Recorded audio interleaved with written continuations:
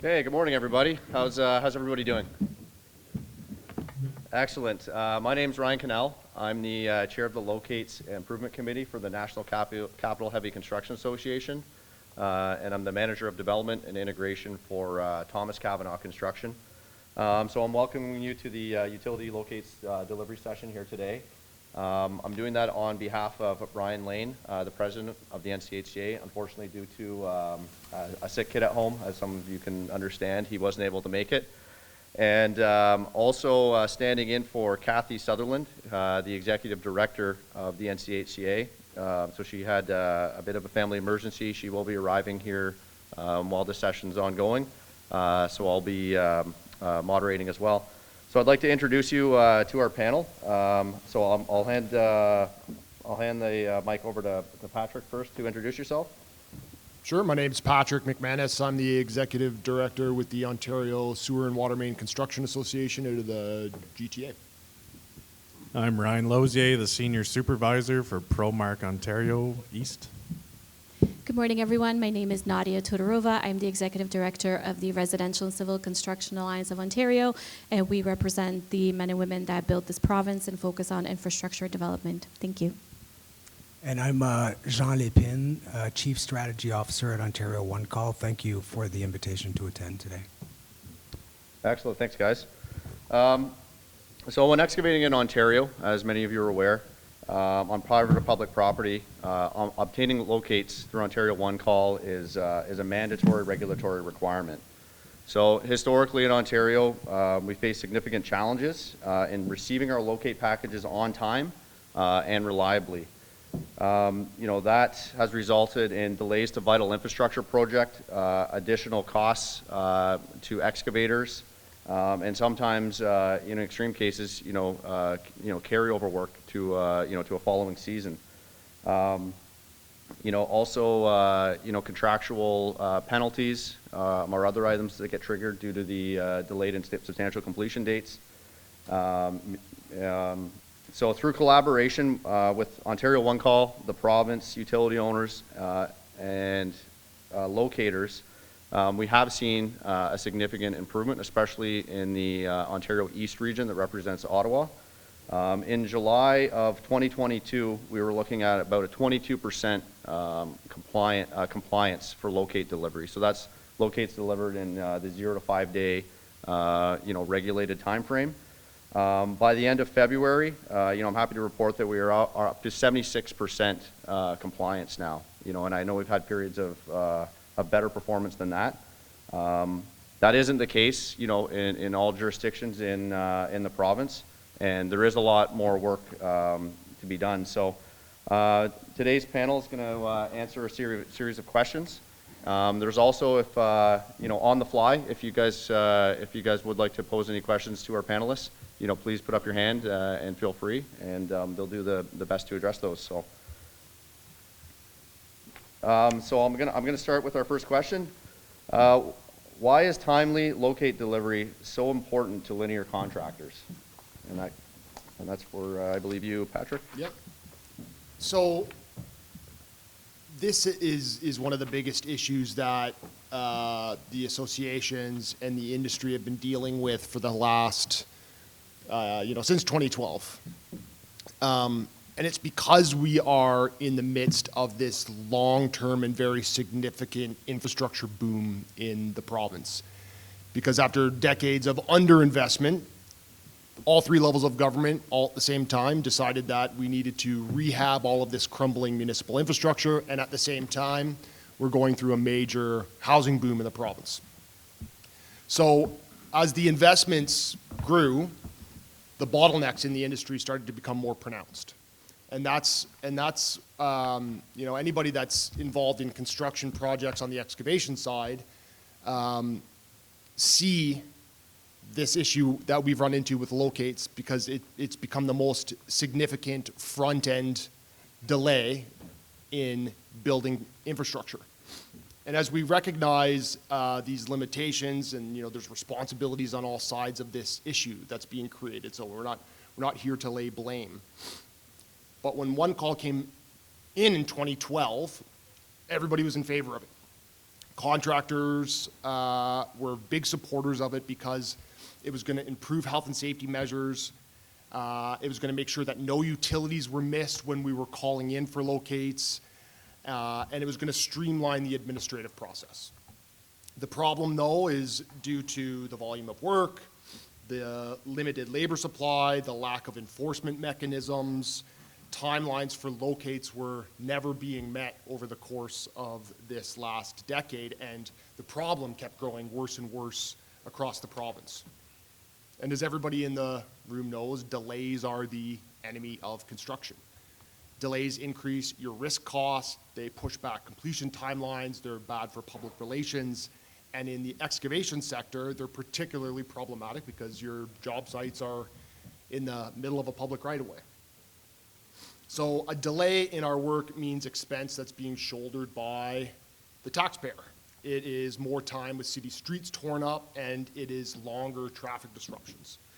So if a project is delayed due to a late locates, crews are forced to sit idle, and they're charging standby time. It's going to increase overall project costs, and ultimately that's being paid out of the public purse. So these have led to many disputes and liquidated damages, and the ripple effects from the start of a project to the end of a project are very significant.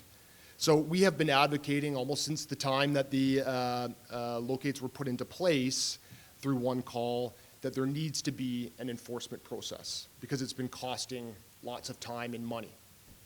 And all contractors have ever wanted is a predictable timeline for their locates. And with a mechanism now to enforce this legislated timeline, there should be less project delays, resulting in less risk and ultimately less cost on projects. This is going to lead to smoother project management, and it's why this issue is so important for excavation contractors.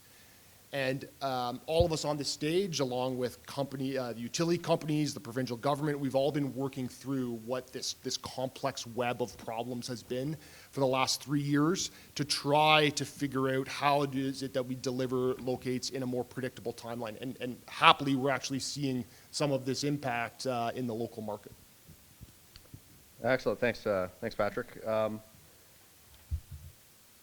So the next question now, what can we do to keep working towards improving locate delivery timelines beyond what is coming into effect on May 1st? This one's also for Patrick.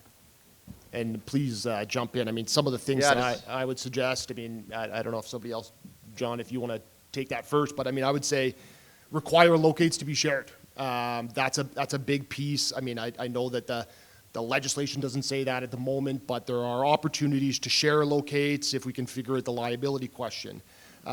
Creating a dedicated locator for municipal and private projects has an opportunity to speed up the locate process. Creating a certified locator training program so that contractors can actually train their own people to do locates and relocates. Dealing with deep foundation work. So, once you're below the lowest utility that we're aware of on a project, give the all clear for the remainder of that excavation project. Like, there are lots of opportunities to pull significant levels of volume out of the locate system. It's just a matter of trying to figure out the particulars of those.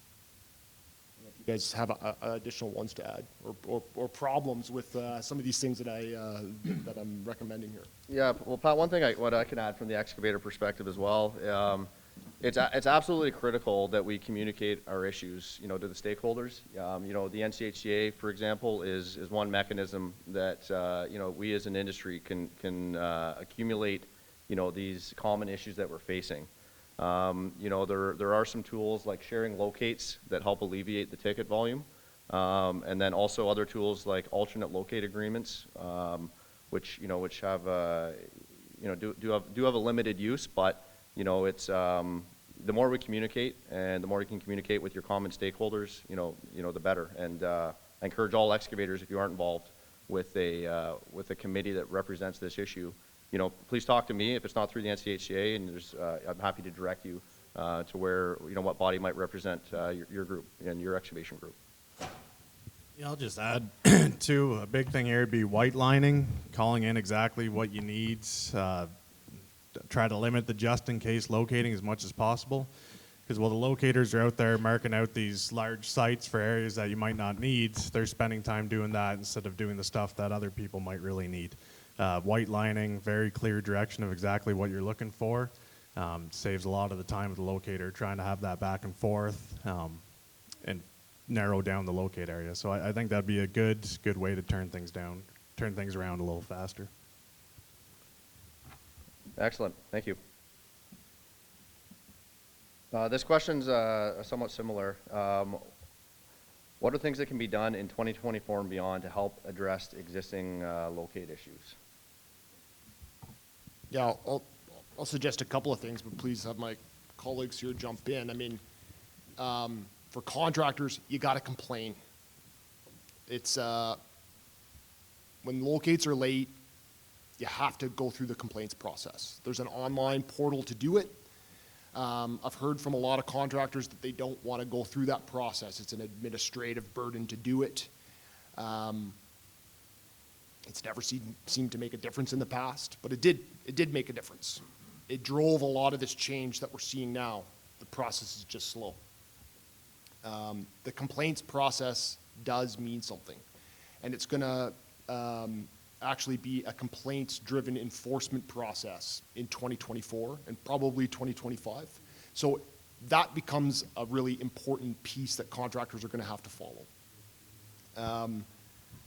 When the time comes and there is a certified training program in place, we would recommend sending some of your people from your company. I understand there are liability concerns there, but for instance, if companies working primarily in greenfield construction are able to do their own relocates, if they can get somebody certified and they can GPS their original locates and they just have the ability to legally relocate their site, then that's going to take pressure off the system as a whole. I understand it's risky, but there's trade-offs there that have to be considered from a business case. Municipalities and private owners consider putting in place the dedicated locator program. I've heard the complaint that people don't want to pay for a service that's free, but again, there is a dollar value trade-off that has to be considered in this process. And these are opportunities to actually speed up the locate process, speed up your construction projects. Can I? Absolutely. I just want to provide a bit of additional context to some of the things that Patrick said around complaints processes, et cetera. So as you may know, Ontario One Call is going through a transformation. It used to be a service provider to industry. It was just that. It did have some compliance capability, but it was pretty low. Like it wasn't really effective. So as of May 1st, 2024, the organization has been given the mandate by government to administer administrative penalties. So we're going to be in that business. It's not a great business, as you can imagine, because it doesn't force collaboration. It pits people against each other. So, you know, it's not like, you know, I've said to Patrick and Nadia and others in the past that it's like, it's not a role that we take on with pleasure, but it is part of our mandate going forward. So we're transforming from being this service organization to being a regulator. And people have to adapt to that reality. And we're adapting as staff and as management, et cetera. So we've said to Patrick, yeah, unfortunately, in the beginning of this process, as we become the regulator perhaps that the industry wants or needs, it's going to be complaints driven. So we will act on those complaints. So please do. I mean, we're going to do the best that we can with the complaints that we get, and we will follow a very robust process, and we will arrive at determinations after investigation. We're going to do the work. But I would say, and Patrick has said this, and Nadia has said this to me in the past, that collaboration is what's going to drive this industry forward. And that still, in my mind, is probably the highest measure of potential success in this industry, is finding ways to collaborate where it's fair to both parties. That ain't easy, I know, because there's economic considerations across the board. But we're going to do the work that we need to do as an organization. And one thing I do want to reflect on just very quickly, it's important just from a governance perspective for folks in this room to understand how One Call has changed. One Call, the board of One Call used to be 16 individuals, 13 of them underground infrastructure owners and 3 excavators. The board today is 4 underground infrastructure owners, 4 excavators, and 4 government appointees. So from a governance perspective, if ever there was a question about like how is One Call being run or administered or governed, that game has changed. I don't want to call it a game. I shouldn't have said game, but that has changed dramatically. So when you're reaching out to us and you're kind of thinking about what's that organization on the other side, who's One Call, what is it? It's a different organization today than it even was 2 years ago. So we look forward to collaborating with you. We will work with everybody across the board, across the sector, with a view to trying to improve locate performance over time. Ryan, can Excellent. just add a couple of points. You're absolutely right. I mean, and some of this is a statistics game that we have to sort of build and understand, and a lot of it is trust. And I think in the last 3 years, we've seen the change, the board change, all of these regulatory legislative changes. They're going to make a big difference in the field, right? We're seeing the early signs of this with compliance being much higher. I think you said 75%, and maybe it's even closer to 90% so far in the early spring. That building of the trust is going to sort of help with all of these other changes that are going to require a little bit of trust and a bit of leap of faith to actually make happen. But there are very big opportunities to see the predictable timeline that we've been looking for 10 years. It's just a matter of actually understanding what One Call is doing, working with industry, working with locators in order to see these changes come to fruition. And I think one thing I would like to add is that this government, given their infrastructure-focused agenda, has been fantastic in terms of focusing on the locates issue and really driving the change forward that we've wanted to see. Because as Pat mentioned, and as it has been discussed, it really was a terrible process that caused a lot of headaches, and to a certain extent it still does on site. But I think this government has been very sensitive to what that means for the projects that they're trying to get off the ground and trying to build. So I think they have a very important role to play here, and they have played it. So I just want to make sure that they get the recognition for that, because it's very important. Excellent. No, that's a great point. And since we already touched on the administrative penalties, I'll jump forward to that question. And this one I'll let you open with, Nadia. In your view, what are the benefits and limitations of the administrative penalty tool provided by the government and administered by Ontario One Call? Yeah, I think that's a great question. And to John's point, I think, we definitely have to be collaborative and give everyone time to get used to the new regime. So in terms of, I'll start with the limitations and I'll end on the positives, okay? So in terms of the limitations, I would say that there is a significant investigative and comment period that is attached to the regime. Also, as it was presented and as we've read some of the regulations and also heard from One Call's presentations, it appears that AMPs are not going to be exclusively used right off the bat when they come online as of May 1st. And also, when you factor in that this is a new process, it's going to be a huge learning curve for everyone, particularly One Call, who are going to be leading and managing this process. I think right off the bat, we're not expecting AMPs to come flying out of One Call. But when we're talking about the benefits, AMPs are great because they create that tension in the system that we have been looking for. They provide the stick to One Call that One Call should and can use now to make sure that we get what we have always asked for, as Pat said, is timely and predictable locate delivery. So that's kind of, I would say, a little bit of the limitations, but and the benefits. So if you know that you're going to be fined daily for having a late locate, and it's $300 per day for late locates, that $300 is going to add up quite quickly. So I think that's going to be an incentive for the locates to get done on time within the legislative timeframes, which are now doubled. So, locators have 10 days to get that done. And I think that's something to also be cognizant of. If I can just add to that too, if you can imagine, the threat of fines has really excited our vice president. So that's why we put into place kind of my position and some of the training that we're giving the locators and the other supervisors. So talked about collaboration and complaints. So the complaint process we have is now if you go to our office and you follow up because you didn't get the answer you were looking for from the locator, it goes to the supervisor. And usually that's when I'm getting looped in. Definitely I'm getting looped in on the third follow-up. We're trying to settle everything collaboratively together before it gets to the point where you'd have to go to Ontario One Call for a complaint. I'm sure there's some of you in this room that have talked to some of my supervisors or the locators, and we've managed to squash or settle or get on the same page before we have to reach that next level of escalation.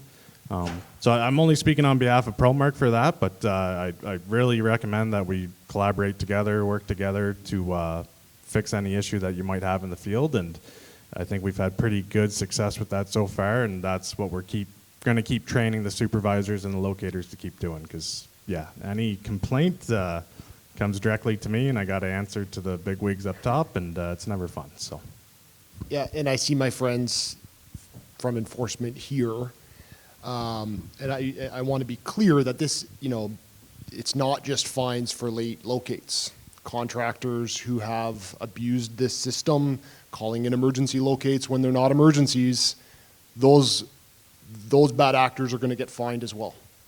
And it's important to understand what when we talk about collaboration, it's also within our own excavation community, because what we actually have to start doing is planning our projects as best as we can, including the locating process. So there are fines sort of across this system that aren't just for late locates that are now coming into play. And the whole idea is to incentivize better behavior, incentivize more timely locates, but also incentivizing the excavation community for better behavior around how they're calling in locates. I just want to add one thing, because all of you took time today to come to this panel, so there's something I do want to share with you, because you obviously care about this topic. I should say that Patrick and Nadia are some of the best advocates I've seen working on projects like this. So, you're fortunate. You've got good people who are kind of carrying the message to Queen's Park and to other places. I'm not trying to be controversial, but I do want to say that administrative penalties is a bit of a blunt hammer. It's like it's used after investigation, and it kind of like it bangs away at a business in an effort to get it to do the things it's supposed to do. So that's what it is. If you look at the TSSA and the ESA in terms of their compliance and enforcement capabilities, they're drastically different than ours. They have compliance orders, they have safety orders, they have other tools in their compliance toolkit to encourage members to do the right things, to encourage registrants, licensees, etc. I would prefer, and maybe you would agree, to have those tools in our enforcement team rather than just an administrative penalty, because it's very economic. It's very now, will it push people to make the right decisions? Probably. I hope so. Yeah, but it also is one tool in a toolkit that, for one call, because again, as I said to you, we're kind of turning the corner from being the service provider to being a regulator. If I could say to government, and you can expect that we will have conversations about this, what are the tools that we actually need to be really good at this and to try to encourage better locate performance over time? There are other tools of enforcement that we would prefer to have, but we'll take this one and we'll do the best that we can with it. Excellent, thank you. And I know from from the excavator perspective, we aren't going to find our way to success, and it's through collaboration that we're going to we've got to be kind of the masters of our own destiny on this one, and work with the even this year. I know ProMark has been very proactive in our region to reach out to contractors to look at ways that we can forecast upcoming work. We can't do that through the one call tool, right? But we need to play our part in this, and then that enforcement tool is there when things do go sideways. So. Can I ask Ryan that question? And maybe this is a question for you, and I know Sure. you're playing double duty, but Yeah. yeah, how do we, how does the construction community forecast? This is a question that we as advocates often run into because, we always think we're at the mercy of the municipalities or the private owners issuing projects, but how is it that you guys are forecasting and able to, feed some of this information in that's looking 3, 4, 5, 6 months out? Yeah, I mean, like right now, I think as contractors, we do have a pretty good handle of what our season is going to look like. We do plan our work. We do a great job at that, scheduling our activities. But right now, the tool does not provide that mechanism where we can put that information informally through the One Call portal. So, it comes down to, that relationship with us as excavators and the locators directly with coming up with another mechanism to communicate. And then we gotta find that balance of, there's a lot of proprietary information in our forecasts on where we're gonna be and when. And that's where, maybe some more feedback would be useful, to One Call, because right now the tool simply facilitates, okay, we're a few days out, we're gonna, book the actual ticket, to do the work. But I think, as all stakeholders need, more than a week's notice, right? So, and I think locates are no different. So that's something we're gonna have to bridge and work together to come up with a solution on. I would just add, just because that's a critical point, that we at One Call are working on trying to give better transparency to the entirety of the market, right? So like, we would like people to see the plan as much as you're willing to share, right? Because to your point, there are certain things that you don't want everybody to know that you're doing. So we'd like to provide that transparency at like a dashboard, some way for people to kind of, figure out where things are moving. Yep. That would help your business. That would help a lot of businesses. So we're trying to figure out how to do that without tangling ourselves up into other issues. No, that's great. And just in the interest of time, I will jump. That does kind of touch on question 7. What is Promark Telecom doing to improve their quality of locates and prevent downtime due to inaccurate or incomplete locates? And this question's for Ryan. So when our new manager took over 2 years ago, Tyler Griffin, he comes from a quality and training background. So he takes it pretty serious. He has a lot of knowledge there. One of the first things he did was appoint 4 QA specialists, quality assurance specialists, hired them geographically so that we could get them to reach all the kind of far corners of our area, so that, we can go to those far reaches where guys are maybe getting a little complacent because they're not having anybody come and double checking their work. So we have that, and then we hired an in-house trainer who's been in the industry for 20 years, works on refresher training, which we brought back, mandatory 2-day refresher training, anyone laid off. Revamped the competency test to make sure that the guys out there are actually competent. And our hiring, part of the hiring process we're doing, it's a little more appealing nowadays to become a locator. And we've made the training and the hire to become a locator a little stricter. An example would be this year, out of the 7 people we hired, I think only 3 of them made it at the end of the day. So we're not just turning locators out like may have been done in the past. And we're also working a lot closer with the utilities. We have kind of a more formal, streamlined approach of how we document the locators' near misses, is what we call them, or damages. So if they are found to have missed a utility or get a damage, that stuff is documented a lot more formally now, sent back to the utilities, very clear structures in place, and once that process is seen through, which includes more training and action plan, lots of documentation, if the locator is not able to turn it around, it results in them being removed from locating any of the LAC utilities, which are the Enbridges, Hydro Ones, and Bells of the world. So, that's some of the things we're doing. Can I ask too? I mean, with some of these rule changes, we're splitting the definition from sort of single address and construction project locates. Are you guys dividing up your locators any differently, or is it just sort of next person up when locate requests come in, or do you have sort of residential versus construction project locators? So typically, a locator has their area, and any of the tickets that fall in that area, they're responsible for. And part of the training, I should add, is managing your load. We're just rolling out a load management training, which talks about communicating with the contractors. So yeah, you know, you've got those nice, easy residential single address tickets that you're trying to keep up with, and then you get dumped with 3 or 4 big road jobs. So we're trying to give them the tools they need to negotiate with that contractor properly, saying, hey, you got 4 blocks of Saint Laurent. How long is this going to take you? Do you really need this entire locate right now, or do we need to, maybe I just give you the first block and then I come back in a week or so and give you the second? You know, trying to have those conversations. A shy locator is never going to survive. You got to talk, you got to negotiate, and you got to collaborate, work with the contractors. So, yeah, to answer your question, we don't have specific teams just working on the single versus the advanced. They're supposed to manage both of them. Some areas can be unpredictably swamped with the advanced, and that's where the supervisor or our lead hands will look at the load, monitor, and say, hey, man, this guy's swamped. He's got like 50 tickets, and I just seen he got a bunch of road jobs. Let's take this guy who's got the more easier single address area and move him in there to help out for a bit. Can I ask Ryan a question? Sure. Excuse me.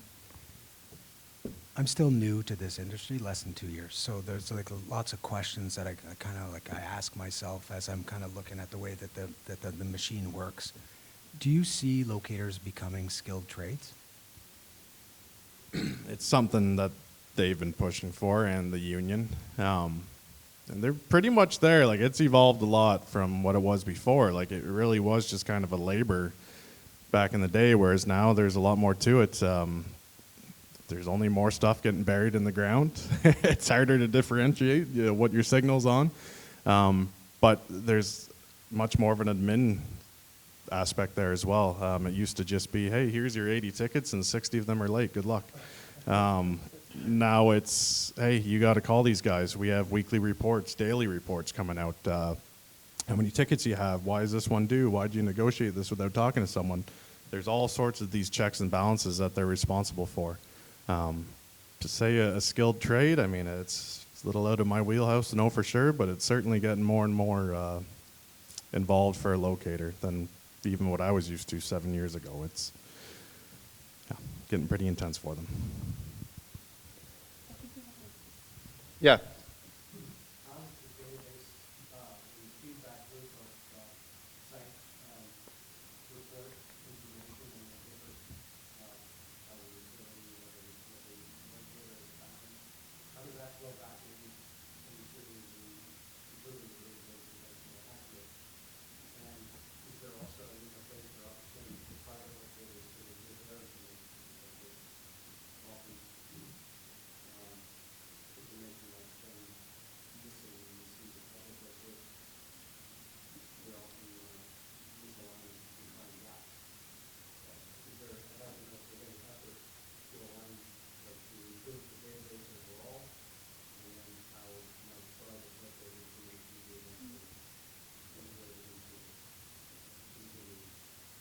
Yeah, that's a great question. Who's best suited to take that? I guess maybe Ryan. Have a great answer. I mean, I would have to defer you to the utilities. I know they're all doing different things. Bell's trying to collect some to make sure they have, like you said, update their records.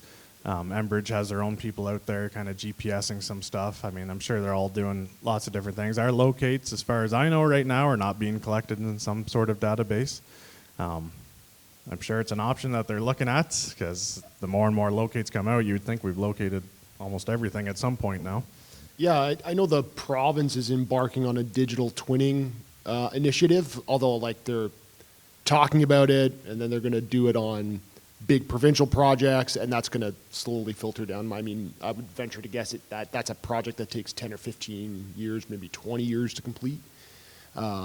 But there is, you know, if there is not now sort of a feedback process for when you're actually uncovering things that aren't on the mapping, there will be. It is that process is coming. It's just, you know, I know it's something that they've seen in big U.S. cities, and there's an initiative in the UK to do digital twinning, and we're now just sort of following along that process, but we're 5 to 7 years behind them. And it's taking quite a long time. I think London, they're a few years in and they've mapped a very small part of it. So it's definitely a long-term process in terms of that digital twinning. But it's an important point. It's something that we should be focusing on long-term. I will say the word GPS is popping up a lot more lately. So I could see the industry going that direction more and more. It seems to be a buzzword lately. We've been asked, what can you do to encourage better mapping overall? And the legislation that we have doesn't allow us to force you or others to do certain things around mapping. So it would take an effort from the province, in this case, to say all maps need to be at this level. But we know that some municipalities would fail. Like, I'm not trying to make a devastating statement. It's just, we just know they're all over the place. Yeah. So like, yeah.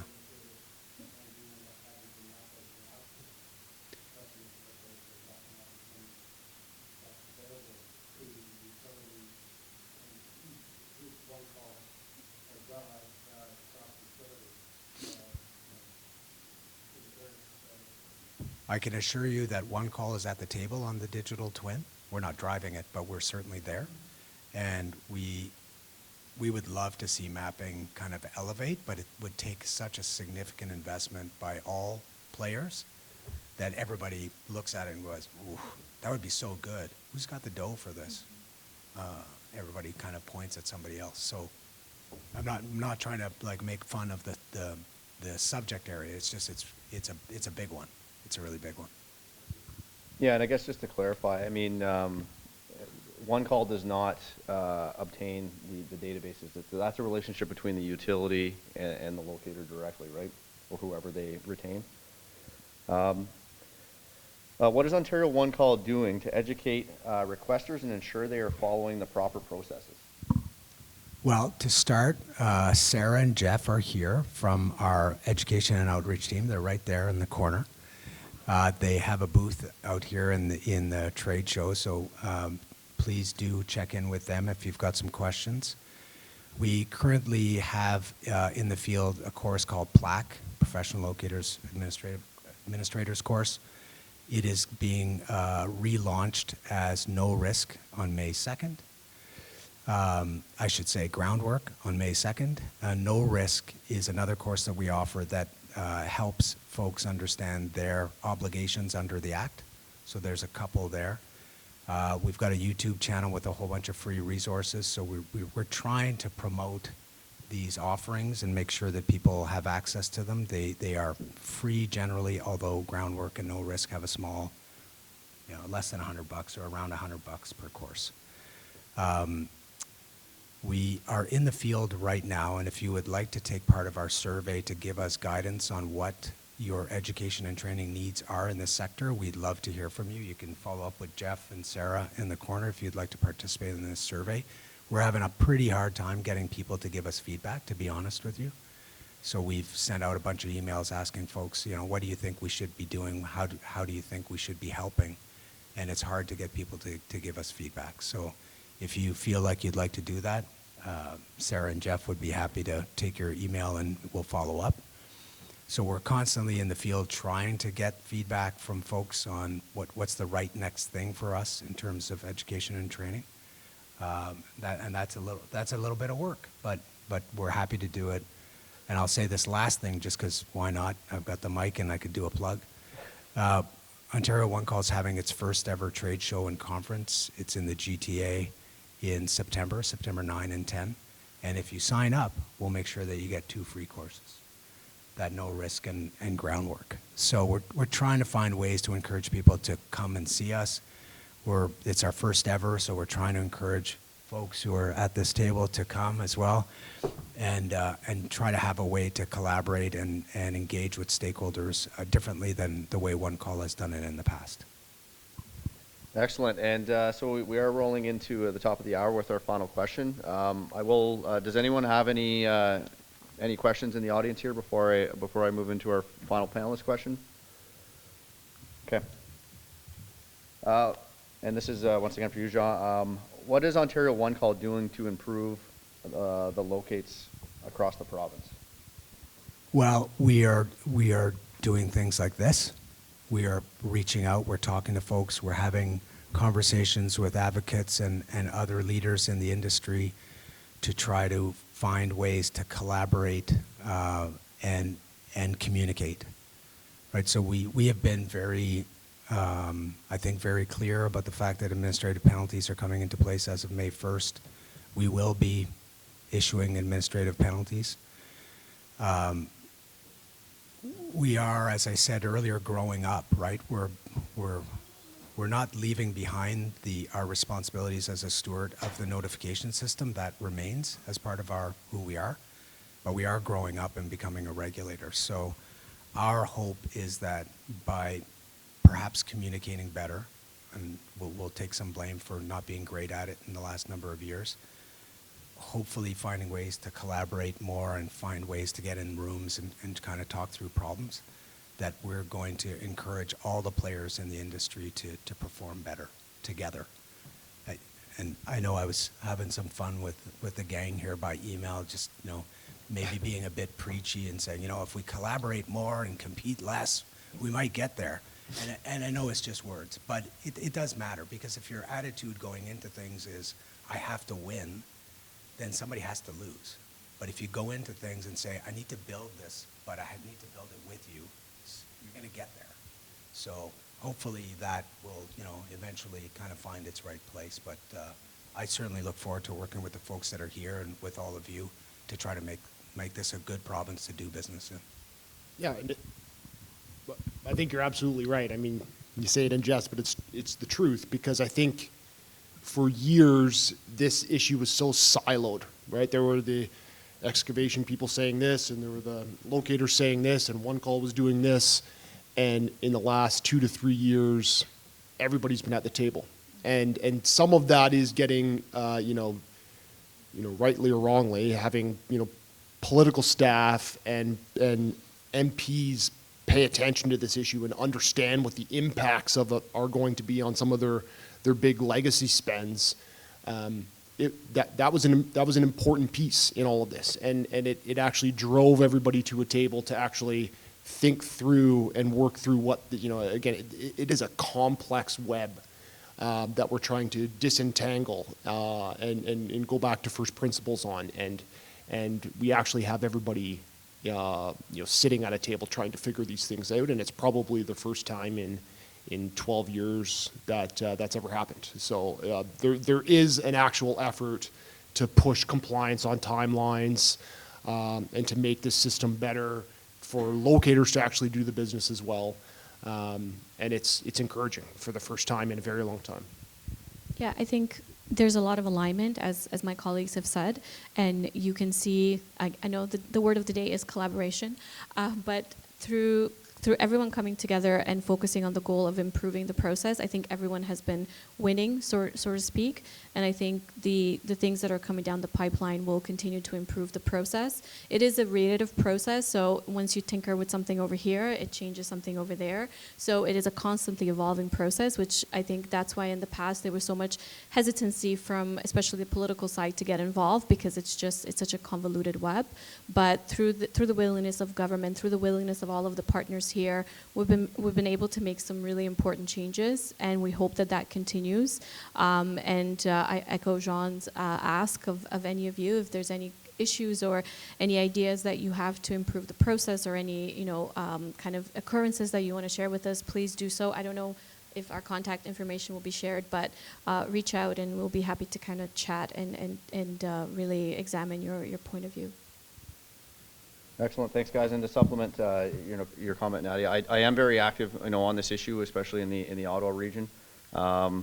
We're challenged as excavators we're fragmented because of just the number of companies and stakeholders involved. So the more we can amalgamate and communicate our issues in kind of a cohesive way, I will be the champion if you guys will allow me. So I'll be here after the event. Please reach out to me, reach out to if you're a part of an organization that has a committee in the Ottawa area, and let's go forward with a unified voice, and the message will be heard. So on that note, I'd like to thank you all on behalf of the OCA. And I also have our speaker gift sponsor, JD Brule, does have some gift bags for you guys once I close the event. So thank you once again, everybody, for your time. It's a very important issue, and your engagement is appreciated. And enjoy the rest of the event. Thank you very much.